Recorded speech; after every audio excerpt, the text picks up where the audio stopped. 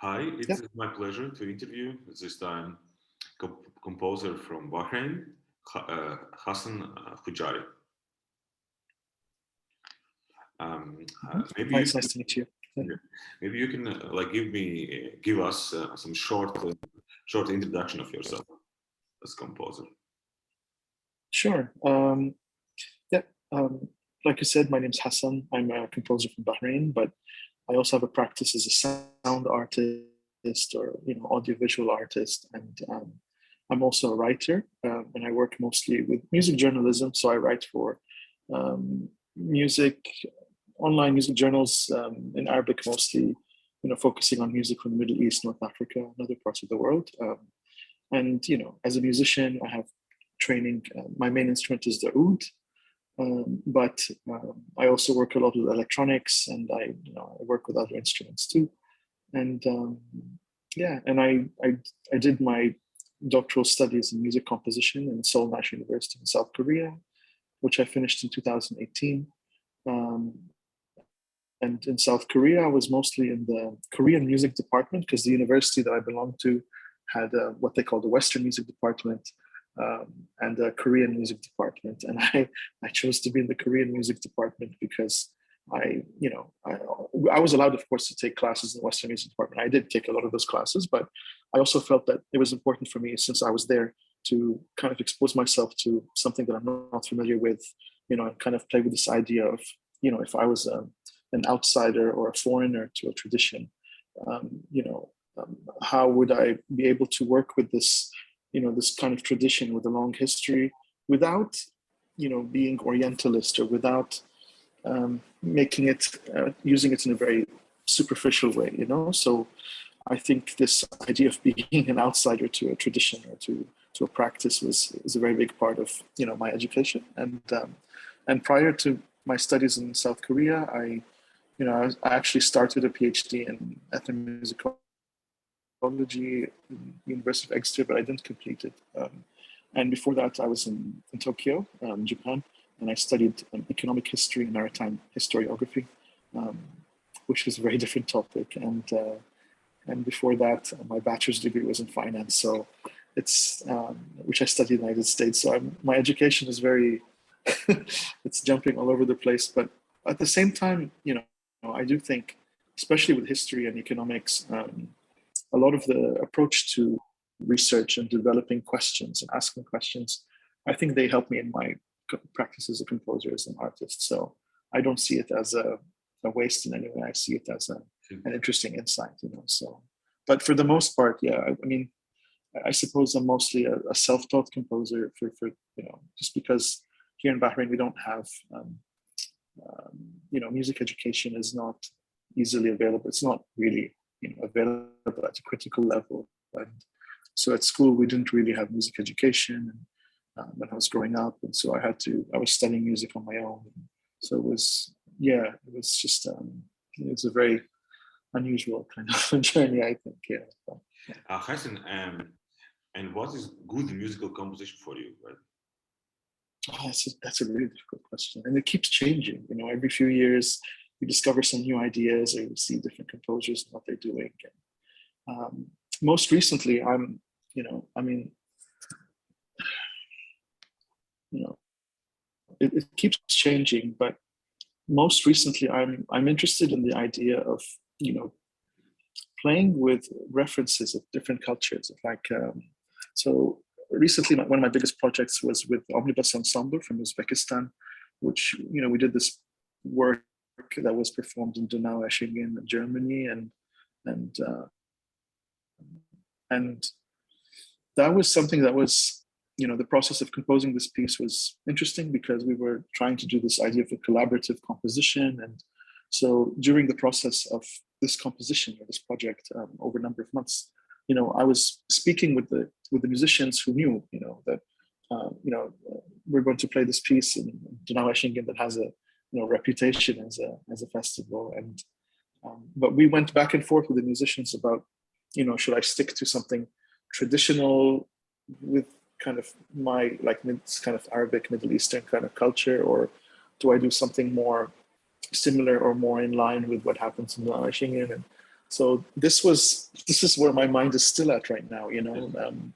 So I don't know. It's a very difficult question, but to answer your question, it keeps changing, and I'm sure this is the same for many composers. But right now, currently, I'm interested in, you know, taking references like cultural ideas of music composition and not using the surface level examples, but digging deeper in the mechanics or the functions of how the music works and trying to develop something for it. So yeah, I don't know if that really answers your question, but that's currently what I'm interested in. Yeah. Maybe you can just elaborate, right, your idea with some example, right? So let's say, yeah. So maybe give some example of your piece and sure, which manifests this idea, right? Yeah, I mean, you know, if I were to give an example, let me explain some of this. For example, this most recent piece with Omnibus Ensemble from Uzbekistan. What was interesting was,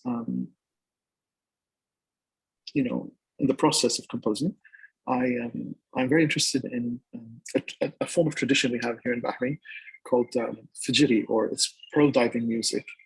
And so this is the music of the men who used to dive they used to dive in the sea. Is it okay if I move to a different room? It's just a bit quieter.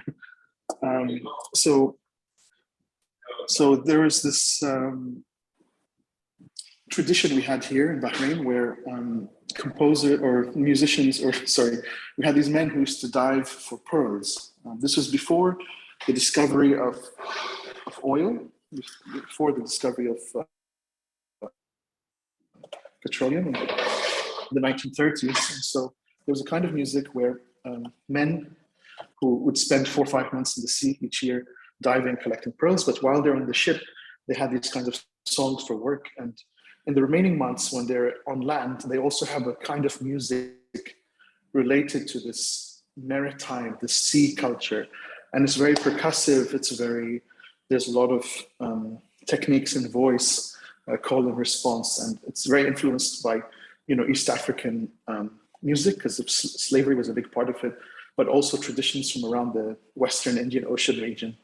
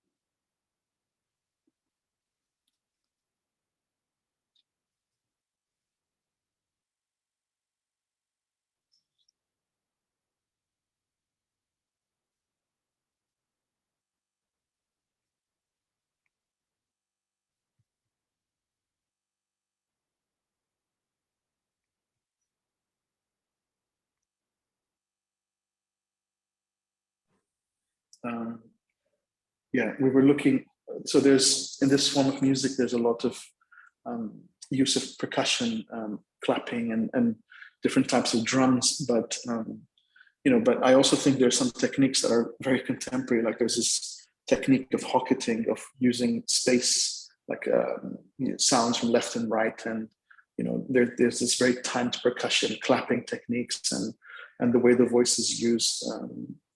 So it's one of those things, and so I find these markers in this music as a kind of as an inspiration for possible techniques to introduce to these different instruments. So for example, in the case of Uzbekistan, the music from Uzbekistan, the ensemble had a mix of Uzbek instruments but also Western instruments, and so for the purposes of this piece, I was looking at how do you do this, how would you work on this, and the result was interesting, because when I gave them this the sketches and the ideas, and they sent me back also by Zoom because we were working online, the result was, their interpretation was interesting to me because I had something in mind and they performed it in a slightly different way, which was a good surprise. So for me, I was also learning by working with outsiders.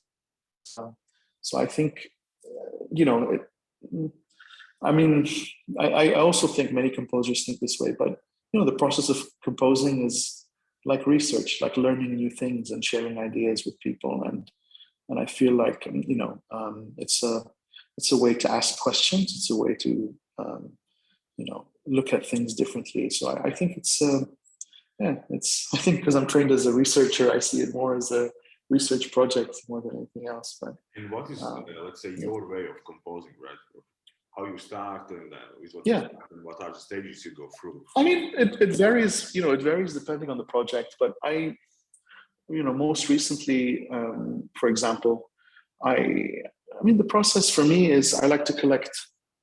I start with collecting some kind of data. I collect some kind of, and it usually is in the form of sketches, in the form of text, in the form of, journals, diaries, things I'm reading, sort of what my mental, kind of what I'm intellectually, mentally, what I'm interested in at the moment. And I try to also, find musical cues or connections in these examples, and I slowly try to build small blocks, and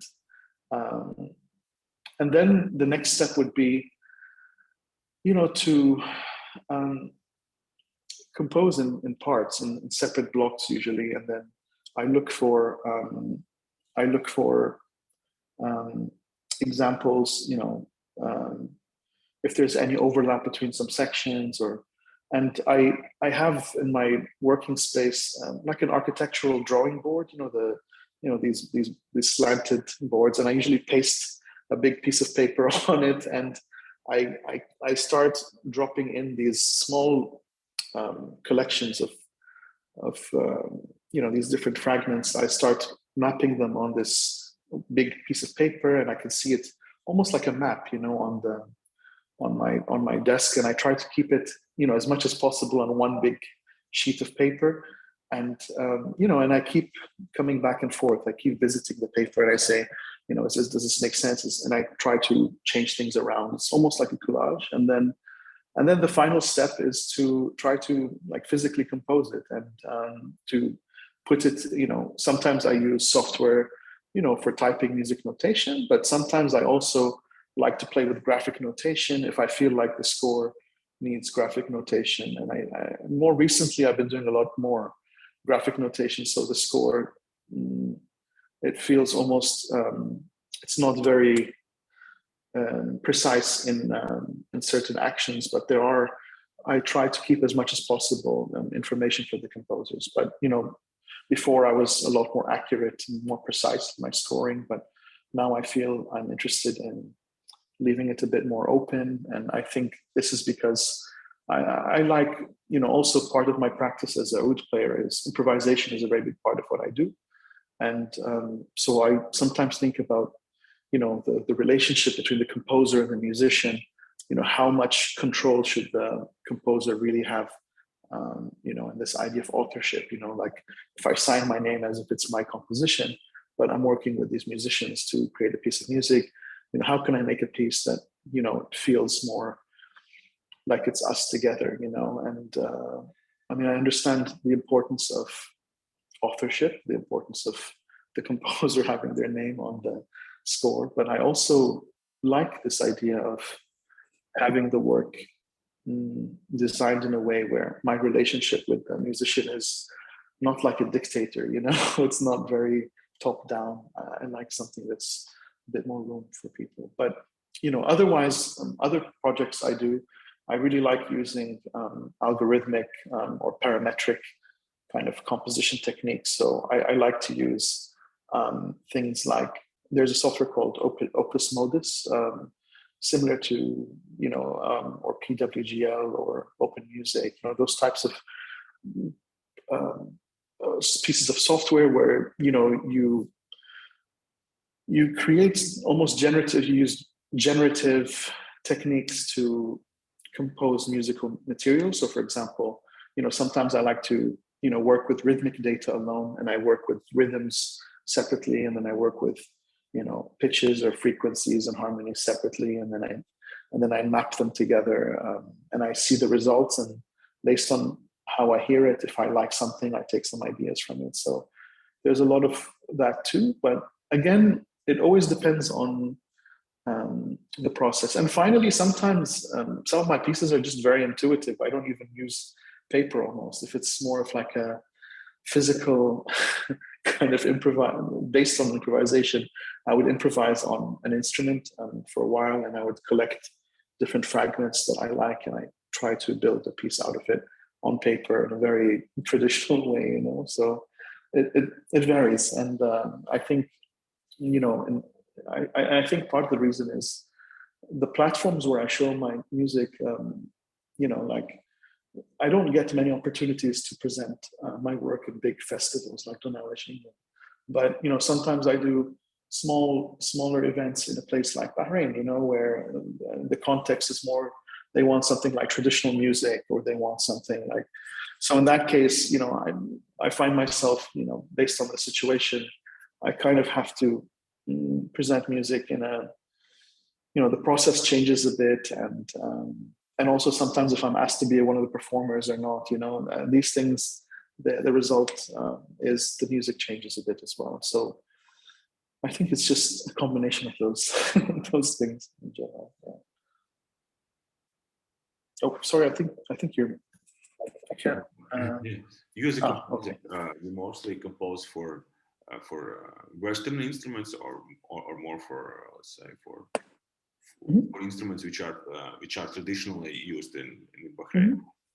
I think over the last, this is not a plan of mine, but for the most part, it seems like I'm composing for non-Western instruments usually.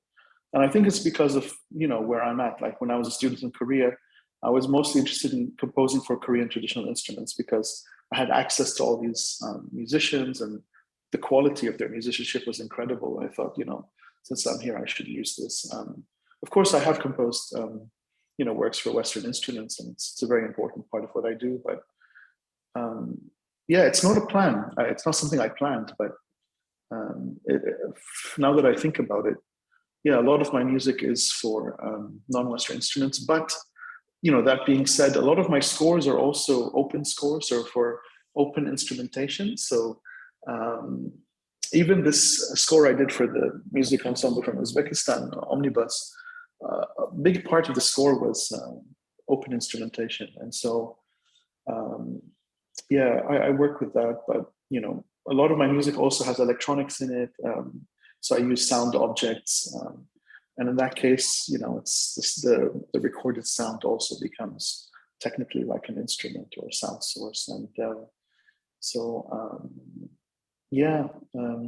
it's a mix of the two. But, I think the biggest issue is just my physical location, where I am. So when I was studying in Korea, I was around mostly Korean traditional musicians, so I wrote mostly for them. Here in Bahrain, I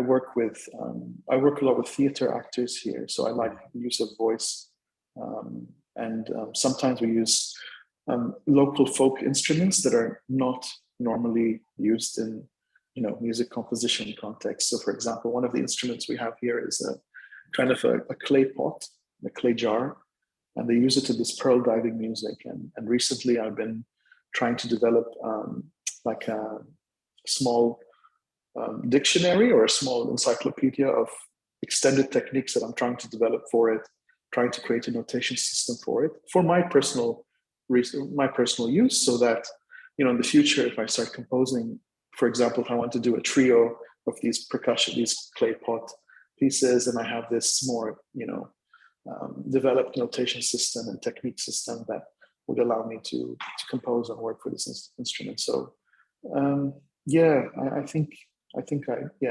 that's currently. Yeah. Do you identify yourself with Western music as well, with Western academic new contemporary music? I sometimes, yes and no at the same time. And but that being said, I remember when I was younger, one of the biggest moments that were a shock for me was reading John Cage's book Silence Lectures and Writings. And I remember I was younger, and I was mostly focused on traditional oud, Arabic music.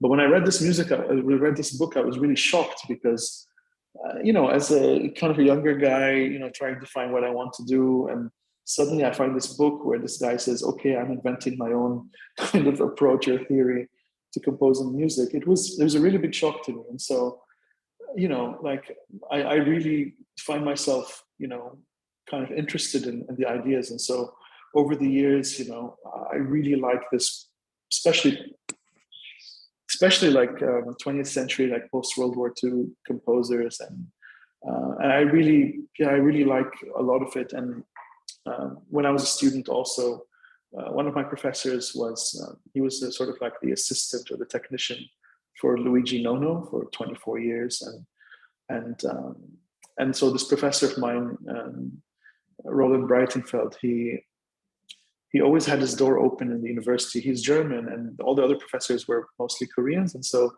I don't know, I felt also, because I was one of the few foreign students in the department, we were really close. And so he used to always open his door and show me his notes and the process. And so I felt like, during lunch break, we would sit down together and look at the scores of the handwritten kind of notes that he took from Luigi Nono. And we talk a lot about, these stories and things that happened. And so for me, I feel, like I really like this, especially like this post World War II, ideology, and then moving forward, and I'm, and over the years I met different composers who also influenced my taste and my understanding. Like, for instance, one of the composers who I keep coming across is someone called Carl Bergstrom Nielsen. He's from Denmark, and he's interested in mostly improvised music. A form of music called intuitive music, which I believe Stockhausen also had some work that he worked in that genre as well. And so, but I feel like what Carl Bergstrom Nielsen does with his group of intuitive music, especially this notion of what is a music score, how do you perform collectively, how do you listen to each other, it's one of those really interesting things. But I think I'm forgetting to say that for my doctoral studies, I had to write a thesis, to graduate, and my thesis was on something called I called it reoriented maverickism. And so in music history, especially when we're talking about more post World War II, or not even, maybe mostly American music composition, there's this title given to some composers. They call them the maverick composers, and it's usually these composers who are slightly outsiders, who are slightly not like the rest of the composers, and mostly in the case of America, and they would give them this title as being like these kind of rebels, but even though they were seen this way, a lot of their ideas and their techniques and their approaches to music influenced the way music is made today. For example, like the biggest examples would be people like John Cage, Harry Parch, I don't know, Morton Feldman, people like that. You could even say like the minimalists afterwards, but my research was, I was questioning why are composers like Cage, why is it only composers who have this background in mostly in Western classical music, who are kind of breaking the rules for Western classical music? Why are they only seen as the mavericks? Why isn't it a bit more open, to be a bit more inclusive? And so, for instance, in 2014, I went to Ohio, Kent City in Ohio, the state in the United States, where I met an Egyptian American composer called Halim al-Dab. And Halim was, he passed away recently, but when I met him, when he introduced himself, he said he's 4,092 years old. And I said, why are you 4,092 years old? He says, I'm as old as the pyramids, you know. But in 1944, he a piece of music that's some people think is the first, one of the earlier examples of music concrete, you know. So he recorded something on this a wire, something called a wire recorder. So, you know, and, you know, he went on to also in the 50s, he was in the Columbia Princeton electronic music studio, and he was one of those pioneers who are working with tape, you know, working with magnetic tape and making these sound pieces with tape.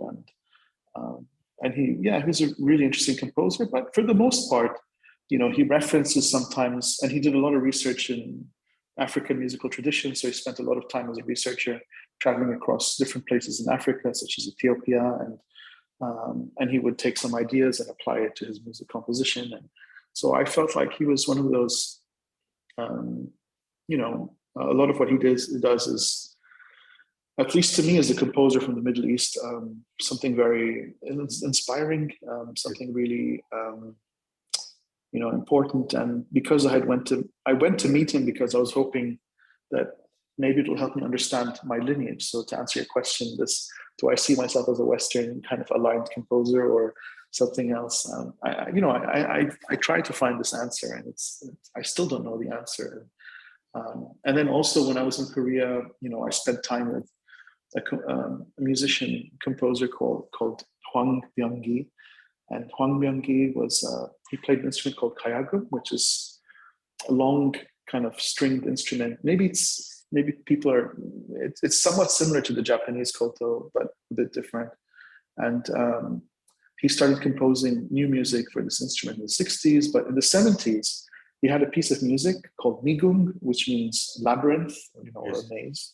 And this piece was, he invited a contemporary dancer, like an artist called Hong Shin-cha, and she's considered to be the mother of contemporary dance in South Korea. So she lived in New York for many years, and then she decided to move back to Korea to introduce contemporary dance, you know, in the 60s and 70s, and so she was really excited about this. And as a dancer, your voice, the use of your voice is, because voice is it's a function of the human body, and so contemporary dancers, many of them are very good at using their voice as well, because it's one of their techniques. And so he said, okay, let's do a piece where I'm going to use my kayagum, this instrument, this Korean traditional instrument, but I want you to use your voice in a contemporary style. And so he started introducing extended techniques for like the instrument, like scratching and bowing, and, you know, for this instrument, which at the time nobody was doing, but he introduced it. And now many people were shocked by this composition, but now this piece is one of the classical repertoire for this instrument. And so I liked how in the 1970s, you know, there's a little bit of this almost avant-garde kind of experimental attitude to traditional Korean instruments. And this also to me was a really exciting moment, because I play a traditional instrument, oud, and I really, for many years, I was very fixed on this traditional approach. But suddenly I see examples of people working in non-Western traditions, but introducing these kind of new ideas. And so I felt, okay, maybe I could do this too, you know. So these are some examples of, you know, things I really look up to. Well, Hasan, I understand that in your music there is some kind of, let's say, local, mm-hmm, right? Local context which plays a role, right? It's mostly, as I understand, Arabic, right? Mm-hmm. That's correct.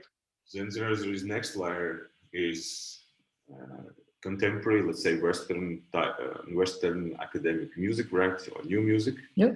And then right, very interesting, right, layer is this Korean, right, traditional music, which I suppose is nothing similar to Arabic, neither. Yeah, it's quite different. Yes, and how this, right? How your studies in Korea, how they shaped your way of composing? Yeah, I mean, that's also a really interesting question. You know, one of my professors in Korea, Kim Sung-gun, he was a student of Yu Nissan, who was a famous Korean composer who lived a lot of his life in Germany. And so we spent a lot of time, I remember, looking at this idea of, so Yu Nissan, one of his kind of signature techniques was taking techniques or ideas from expressions from Korean traditional instruments and applying it to Western instruments. And the result is, very interesting expressions and approaches to composing music. But, I was surprised by a few things. For example, in Korean traditional music, one of the things I really like is, they have some percussion instruments that don't behave like percussion in the traditional sense. And I love it. I love looking for examples of instruments that you expect would be used in a certain way, but they're used in a different way. For example, they have an instrument called pak, P-A-K, pak, or sometimes B-A-K, pak, depending on how you pronounce it. It's a clapper, and they use it only in the court music, the music that was played for kings and the aristocrats in the past. And they only use it to start to show the beginning of a piece of music and the end of a piece of music. So for example, before all the ensemble plays together, you see one person open up something. It looks almost like a fan, it opens up like a fan. And then they just close it, and that's the marker for the beginning, and then they do the same thing to mark the end. And it's like it doesn't behave like a percussion, it behaves like a marker, and it shows the beginning, the end. And because a lot of the music that in court music and Korean music is it's like a drone almost, like this continuous tone, but it's so rich in color that you don't need a melody. Just the sound itself is it's encapsulating. It's fascinating, the sound. That's one example. Or for instance, the way voice is used in Korean traditional music and folk music, or even they do something with some instruments, like sometimes when you pluck a string, and for instance, kayagum, you are with the left hand, you're pressing and releasing you're bending the note, you're shaping it. But even after the sound decays and goes away and you hear nothing, you see the musician still doing the gesture of bending the note, even though the sound is gone, And I asked the musicians, why do you do that? He's like, because even after the sound is gone, there's something that remains. And, and so there's this very, it feels like suddenly the sound is not what you hear directly, but there's the sound you hear, and there's also the nuance, the ghost of a sound, that goes away. And so it's almost like exotic, I'm not going to use the word exotic. It's like a metaphysical idea of what is sound, and a metaphysical sound of a tone that I find almost poetic, and it makes me question, the idea of performing for an audience. How do you attract them? And I learned also, on a very funny level that, when you speak loud, people move back because they can hear the sound clearly. But when you speak in a really quiet voice, people slowly, they come a bit closer because they want to hear what you're saying. And I feel like that also happens in these small nuances in music. So it's very subtle. And I just feel, long story short, to answer your question, I just feel like it taught me a little bit of sensitivity to the sound of instruments and what the possibilities are. And can you give an I think that's kind of the biggest thing I learned. Yeah. Yes, Hasan, can you give example of your music where you see this, let's say, some Korean, some influence from Korea, or techniques which you learn in Korea, which you apply? Sure. I can give you an example. It's not very obvious, but I had one of the pieces I did. I performed in the kind of the Korean National Theater. It was a piece called Trungamba Cartography, and Trungamba is the notation system, the old notation system for Korean traditional music, and it's a notation system that, it's on a sheet of paper. You look at squares, like it's full of squares, and each square reading it from top to bottom, from the right column to the left. So you read from right to left, from up to down. And each square represents 3 beats traditionally. So each square is, you know, it's 3 beats, 3 beats, 3 beats. And if there's a symbol, usually like they used to use these Chinese symbols to show certain tones, like E flat would be like a certain note, and then B flat would be another note. And it also shows you the octaves, which octave you're playing in. And there's also how you play it, like which ornamentation you use for the instrument. And if it's silent, if the square is empty, then there's silence. There's nothing played, you know, for the duration. Those 3 beats, the duration. And I created a piece called Trungamba Cartography, where, you know, I really loved this notation system because I thought there's room to explore. And I still feel like I didn't explore it enough. But instead of making it like a square page, I created these circular patterns on a page, and I had musicians, they can cycle through these circular tones, collection of notes, you know, and they would perform together, and there's certain room for them to tell each other where they're playing. And yeah, so I mean, that's one example, Trungamba Cartography. And I used variations of it, like I took one MIDI realization of it and I applied it to electric guitar, and I released it on a cassette a few years ago. Yeah, the result, you don't hear it, but structurally the way it was composed was based on this notation system that I was really fascinated with. I mean, that's one possible example. And then, but, you know, for example, these idea of like the going really quiet, you know, when you play a sound until it disappears and then you continue to play it. I use it a lot in my improvisations on the oud. So when I play pieces on the oud, I use this technique every once in a while. And I feel like it's a very effective way to play with dynamics and to give a sense of space to the sound. And it feels natural, you know, to me. And so it's become one of those things that I do now without thinking. And but yeah, I mean, yeah. And right, during this century, there is a lot of, let's say, changes in technology, right? Technology accelerates. That's right. Right? Mm-hmm. How this technological change, right, or technological acceleration, how it impacts your compositions? Do you use more technologies? Do you use softwares? You build your own hardware? Do you use sensors? Or how's this technology? I mean, technology plays? I mean, this is also really important. I mean, you know, I have tried building like my own hardware and things like that, and I think it's really interesting. But I also use a lot of software to help me create material. But now I feel more and more I'm approaching a point where, you know, if I have a project I'm working on, I think I'm trying, you know, to use. I don't know if this is going to make sense, but you know, I feel like the technology is a tool, it's a process that could be used, and you know, the composition is the result. But sometimes you have the result in your mind, you have what you want to do, and you also have these tools, and you say, okay, how can I take this result, this final composition that I have in mind, and filter it through these tools, and how will the result change? You know, so. It's not a one-way like technology. Like it's not like an instrument and then composition.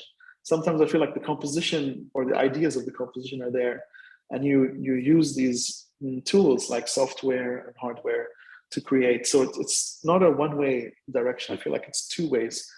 And I mean, like I said, recently one of the most interesting things I've been doing during the pandemic was. Every Monday night, for most of the last, you know, during the pandemic, there is a composer from Switzerland, Tobias Reber, and he's been doing this class online called Composing with Max Msp, and the class started as you know, like it was like an intensive Max Msp class, but not by memorizing the objects and the functions of Max Msp, but by starting with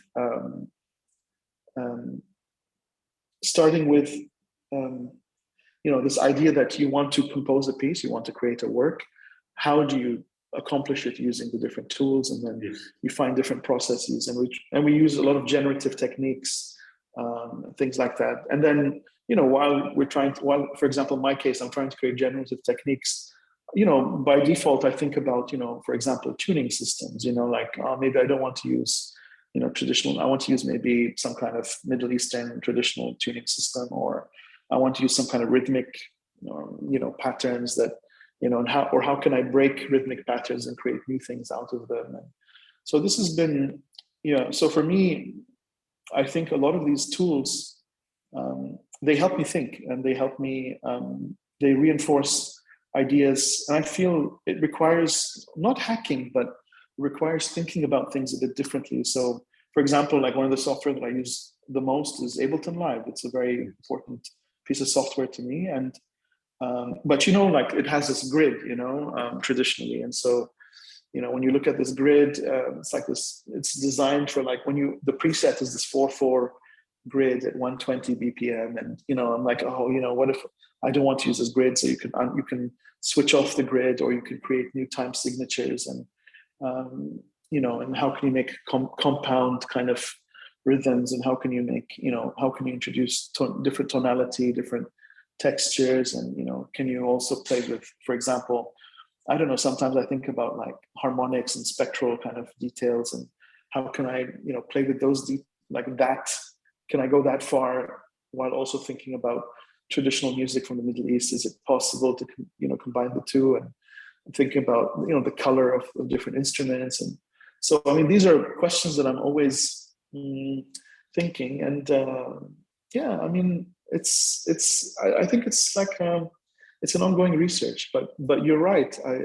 This technology, this idea of, you know, these technological tools, they do two things. They suddenly, it feels like you have so many options, you know. But also you need to know, I think, you know, for a person not to feel lost, at least in my case, I keep going back to, you know, I keep asking myself, like, what is, you know, who am I basically? You know, what are the ideas that, or what is the kind of music that really reflects who I am? How can I be honest, you know, in my work? And you know, this is a question that it's not answered quickly, I think. And I'm sure, you know, many composers ask themselves the same question, trying to figure out, you know, like what's, you know, who they are and how can they reflect this in their music. And how your music changed in the last 10 years, right? I think it changed a lot, you know, because, and I think the biggest reason it changed is because I was living in different places over those years. I was meeting different people, and even my creative practice was changing. So say 10 years ago was around 2010, 2011. So around that time, that was around the time, you know, up until around 2009, I would say I was very fixated on this idea of, I just want to play oud and I want to be the best oud player in the world, you know, like I just want to play this traditional music and I love it. And I did like it, you know. And so I was a student in Japan. You know, I wasn't studying music, I was studying history and economics. And between the years 2005 to 2009, and while I was there, I was introduced to Japanese traditional instruments. I took classes in biwa, I took classes in, which is similar to oud, and I took classes in shakachi, this kind of flute, and this kind of bamboo wind instrument. And but at the same time, there was like this little venue, a very small, I love that place. It's called Otoya Kintoki, which translates to sound and golden times. It was like a really small bar, restaurant, cafe, but every night of the week they had a concert. And it was run by a couple, a husband and a wife. The wife was a poet and a calligrapher. She had a very unusual style in writing. And her husband, he spent many years in Nepal, I think working for some NGO. So he spent many years in Nepal, and he would cook the food, and the wife was like she would serve the food. But every night of the week there was a concert, and they only played like 99% of the time, quote unquote, world music, you know, so musical instruments from around the world every night of the week. And I used to go there, I don't know, 3-4 times a week, and every night it was different musicians. It was mostly Japanese musicians who traveled around the world and studied different musical traditions. So one night I would see, for instance, 3 Japanese ladies who studied music in Tunisia. So they would play oud and nai and percussion. And one night I would see 2 Japanese guys who play Portuguese fado, or one night, different like kora, from Senegal, or so every night, I'd go constantly to this place. But at the same time, the same venue, there were people who were like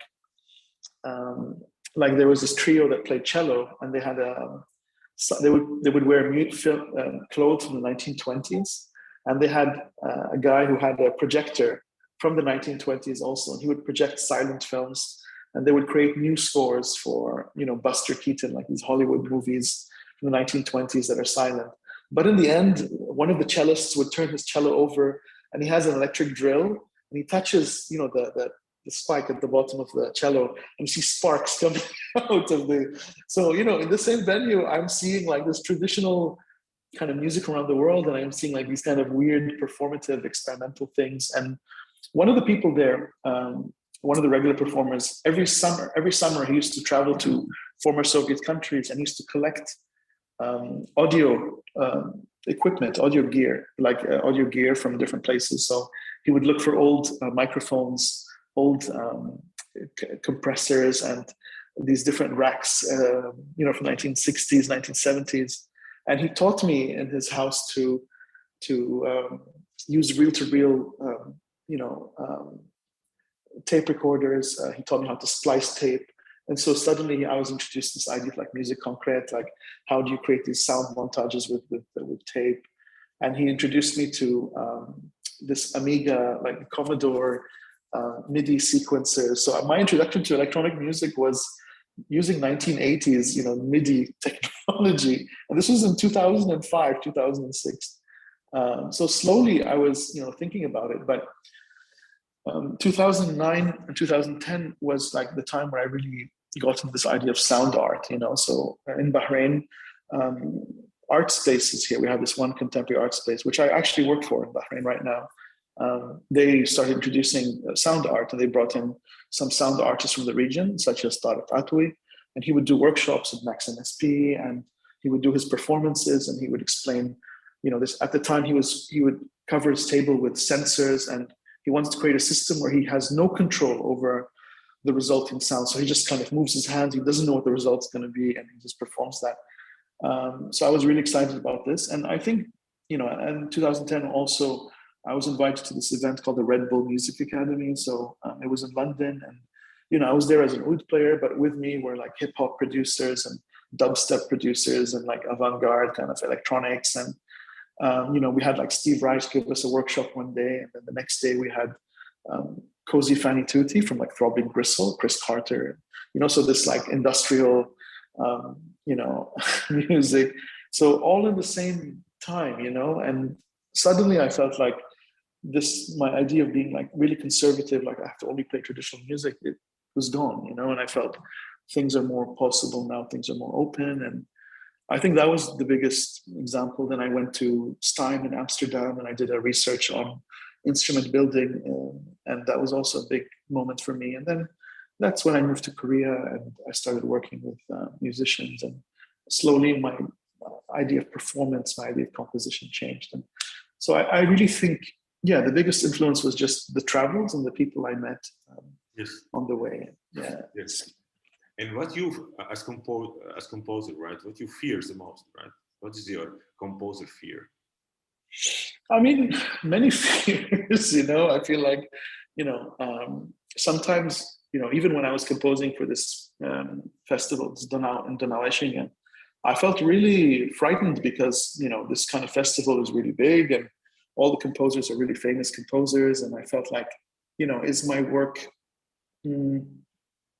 is it right? Does it fit? But at the same time, I'm trying to fit into that field, but I'm also trying to find my own field, where I can practice. And so I feel like my biggest fear is kind of not belonging anywhere a little bit. I think that's my biggest fear. But now I'm feeling more and more relaxed because I'm enjoying the process. And I'm really grateful that every once in a while I have an opportunity to present my music in different places. So, you know, it's not easy, but, and, you know, I live in Bahrain. In Bahrain, we don't have many platforms for, especially for contemporary music or composed music. It's not easy. So we have a national orchestra, but it's mostly strings. It's like a string orchestra, and they don't play any new music. They're mostly playing like very generic. So I feel like it's a big problem, and I'm recently trying to convince some musicians here to help me start an ensemble, like a contemporary music ensemble, but it's not easy because I have to explain why and what I'm trying to do. And so the funny thing is, I find that theater actors are the most flexible people, who are the ones who are most excited about these things, but I'm still trying to work on it. But, you know, at the same time, I don't even know if I want to stay here in Bahrain, to be honest, because I feel like many of my opportunities are usually in Europe. And so I feel sometimes, you know, should I stay here in my country and try to build something, but it might not work? Or should I, you know, go somewhere and try to really dig deeper into what it is I'm doing? And so I'm trying to find a way to balance both. And yeah, I think it's a combination. So the things I'm afraid of are, yeah, not finding a kind of a creative place to belong to, but also on a practical life level, you know, like, is this the right place for me? That's another type of fear that I have. Yes, you got it. And there's a question from my friend, Berlin-based Dutch composer, Francois Charan. It's a question which is asked to almost any interview, any interview. So, why you still compose, right? I don't know. I mean, I feel like, you know, but like I said, I feel like this idea of making music or composing, I mean, this might be a very cliche answer, but I feel like it's almost part of an identity, you know, like it's part of how I understand who I am every day. I feel like it's something I enjoy. It's something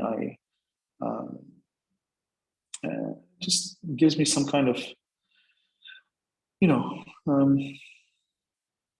I don't know. It's a really difficult question. There's no logical answer for it, you know, but it makes me happy. I really enjoy it. And my first job, actually, I didn't mention this, but when I graduated from the United States in 2003 with a bachelor's degree in finance, I worked as an accountant for 3 months, maybe.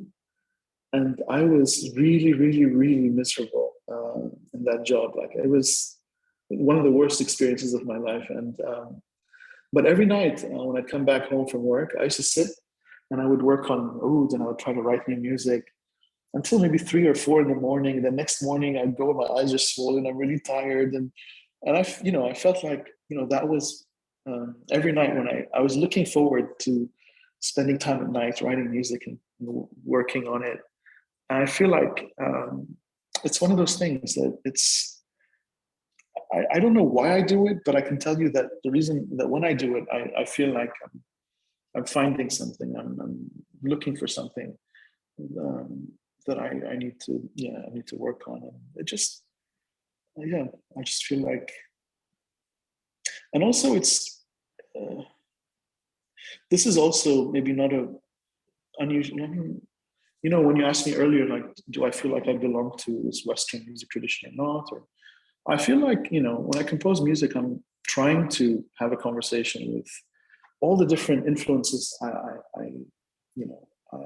have, but I also trying to speak to myself in a strange way. And, you know, a lot of the music I write, I don't think about so much about, you know, is this designed for an audience or not? And sometimes I work on pieces that are not designed to be performed. You know, I write pieces that cannot be performed, but I have fun. I enjoy the process of thinking about the possibilities.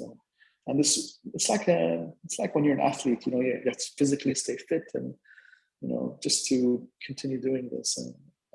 And I think, you know, because growing up here in Bahrain, I didn't have the chance to, you know, really study music properly and to, you know, to have a good music education when I was younger. I feel like, you know, this is my me trying to compensate all those lost opportunities. Yeah.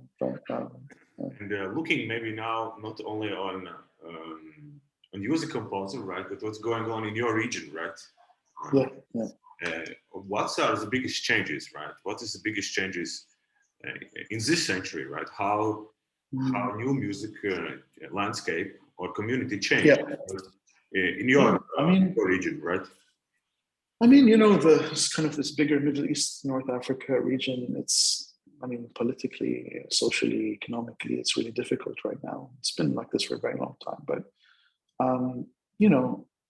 some of the most obvious things are many of, my favorite artists, my friends, and they moved to different places, some as refugees almost, some as immigrants.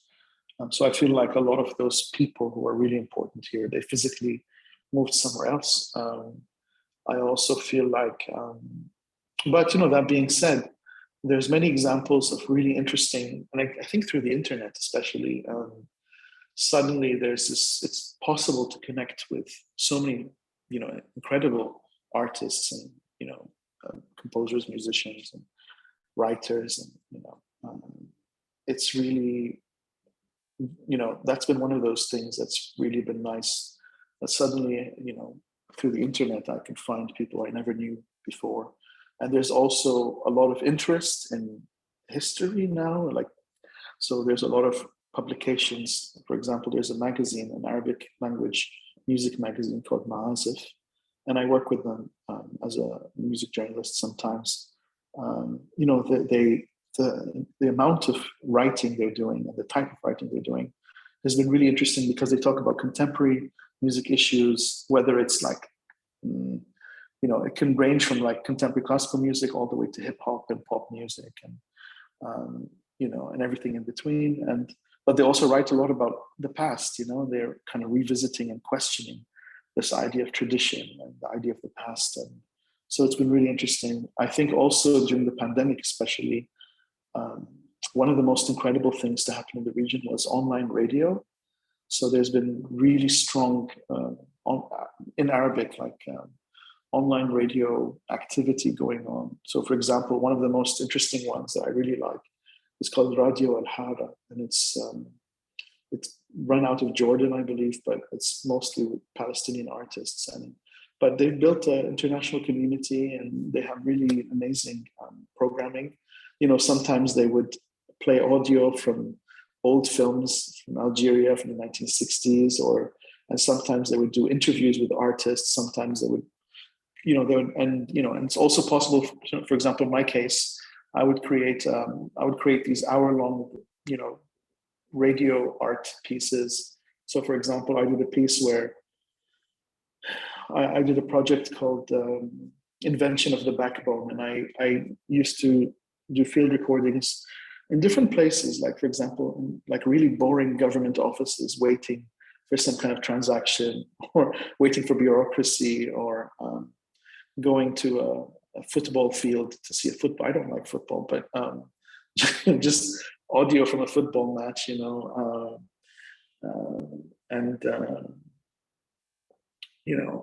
then building, a really big kind of improvised electronic music on top of it. But in between, there are these field recordings of bureaucracy, about life, about, I also used, in 2017 in South Korea, there was a really big protest against the president at the time, and she was removed from her position. But there were 2 million people protesting in Seoul at one time, and I went and I recorded the sound, and I was shocked because people were generally quiet for 2 million people.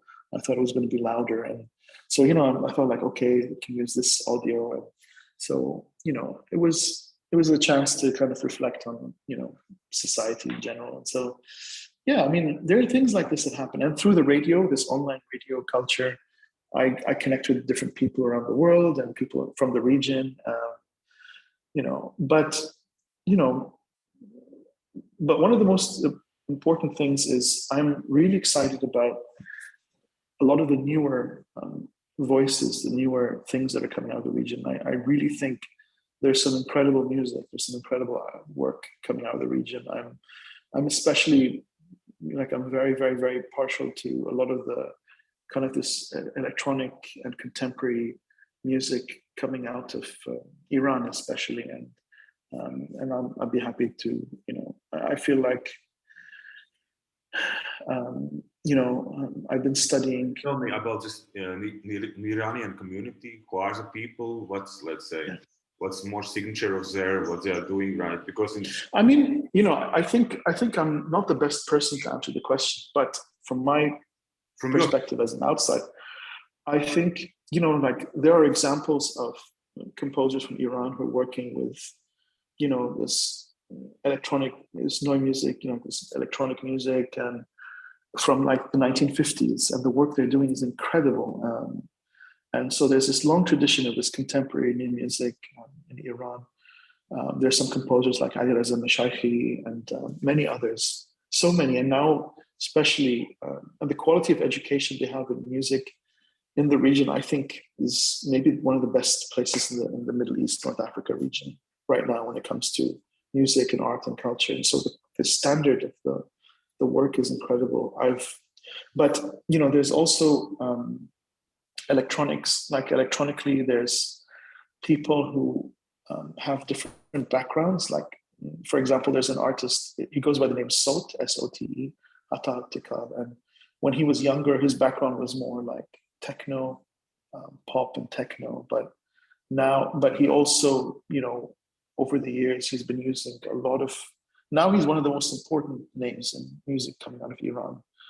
He's in all these big and important festivals, and he was kind of like a mentor to me. He's somebody I really look up to, and he would do things like,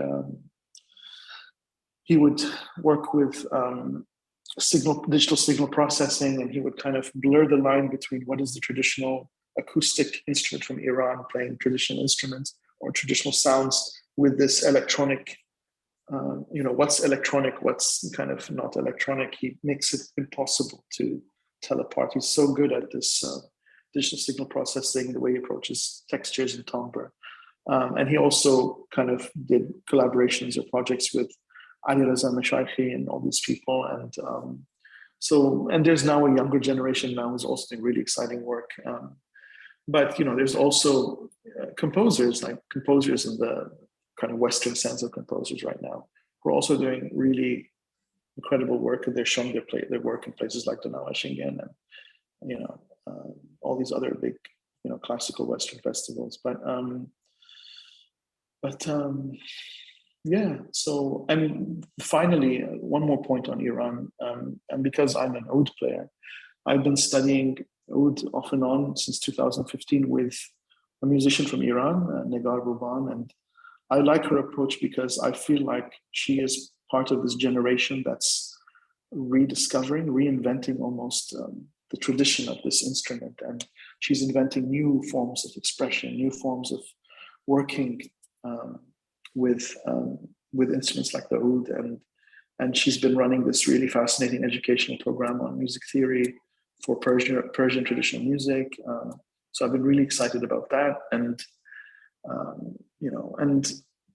but this instrument oud, besides Iran, I think right now, and I think I haven't spoken about this enough, but I really think some of the most important artists we have now in the Middle East, North Africa, are women composers and artists. And we don't speak about this enough, I think, from the Middle East, North Africa. But, for example, there's Kamilia Gibran. She's Palestinian, but she lives in France. And someone like Yumna Sabah, she's an oud player and singer from Lebanon, but she also lives in France. And those are two examples of artists I think who are really, really, really exciting in their work, and I think that they should be also people that I need to study more and connect with more, because I feel like what the questions they're asking in their work and the way they approach tradition and this idea of which lineage they belong to is really fascinating. So yeah.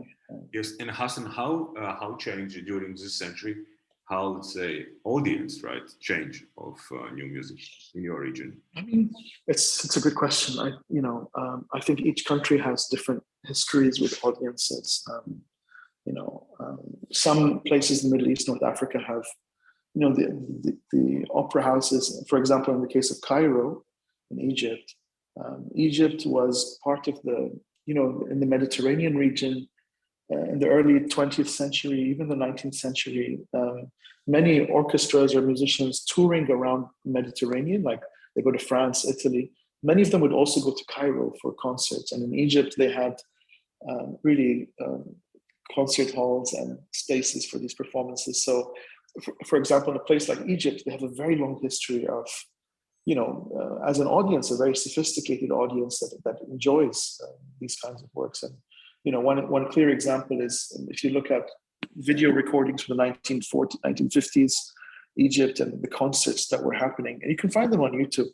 The way people are when some concerts would happen, the whole country would stop, and they would really focus on this concert. So that's one extreme example, but for example, in a place like Bahrain, which is a relatively small, very small country.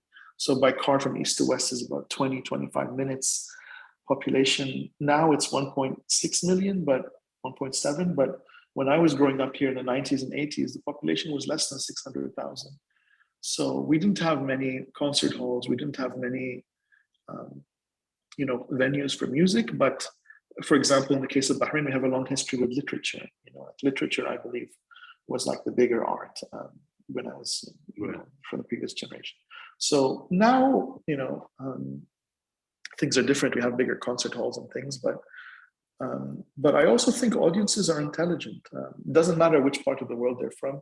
If you introduce them to something new and they understand, they see you're in a concert hall, there's somebody on stage creating a performance, they accept it, and they understand this is a performance. And I think audiences learn more. But people now travel more than they did before, and Yes.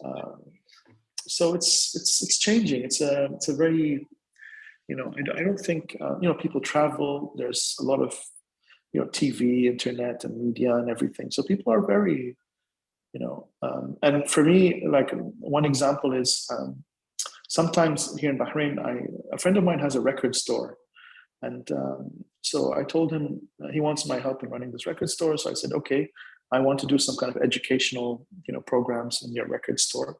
So usually once or twice a week, I've been doing this talk series or performances, and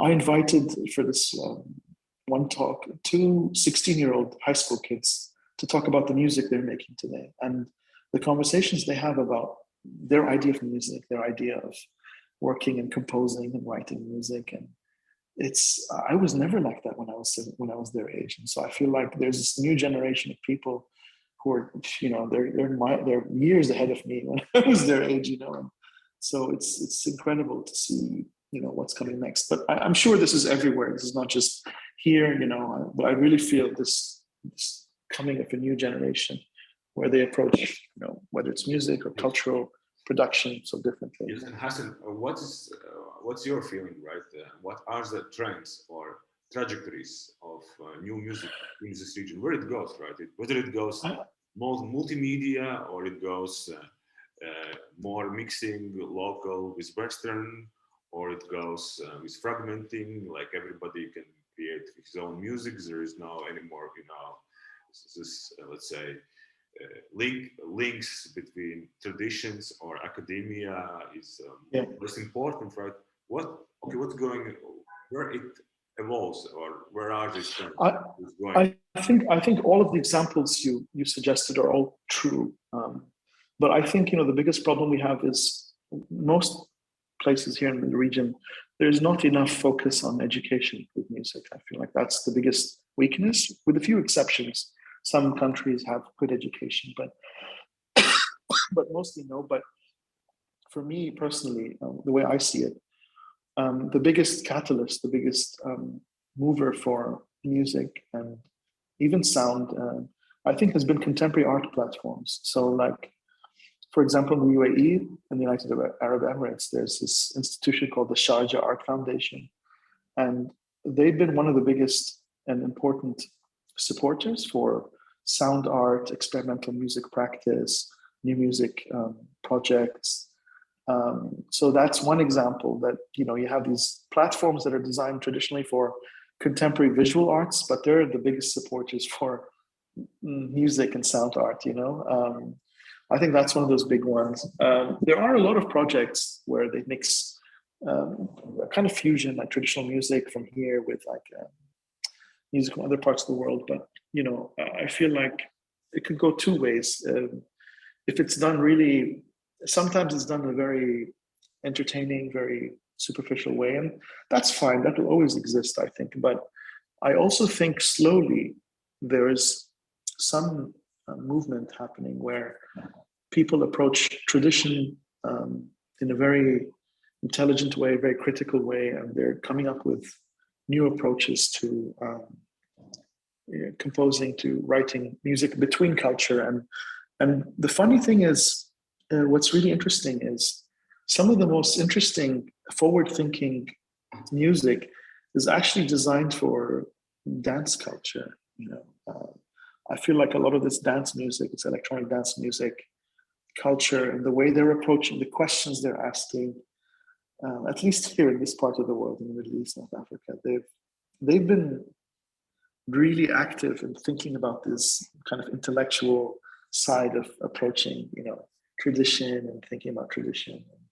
So it's strange to, but it also makes sense, that a lot of this electronic music, like the dance music kind of community, are the ones that are really pushing the limits and trying new things.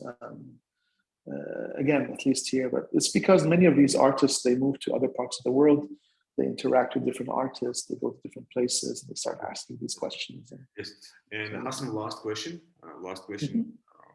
for this interview is, what is your perspective? What role new music plays in society, right? I don't know. I mean, what role my music plays in society? I mean, it's,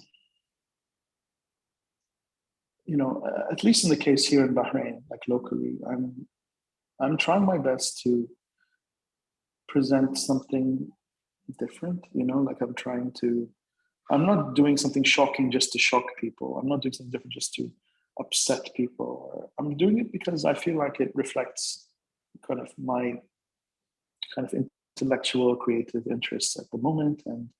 But my biggest hope is that it makes people question here locally, that there are more possibilities, there are new ways to make music.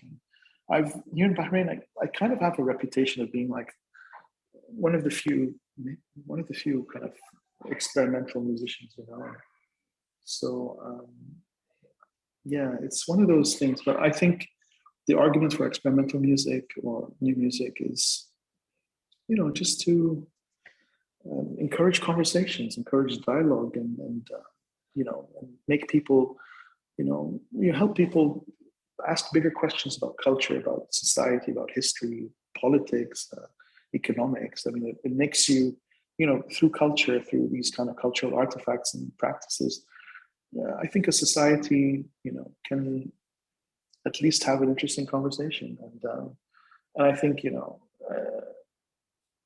Middle East kind of generally is, this idea of like freedom of expression and being able to say what you really want to say is not always easy. So sometimes I feel like it's also a way for me to just say things that I want to say without really saying it. It's one of those, it's one of those things. But overall, my biggest hope is that it just encourages conversation. I just hope that people just ask questions. Thank you very much, Hasan, for this very interesting interview. Thank you. Thank you very much for your time. It was really nice.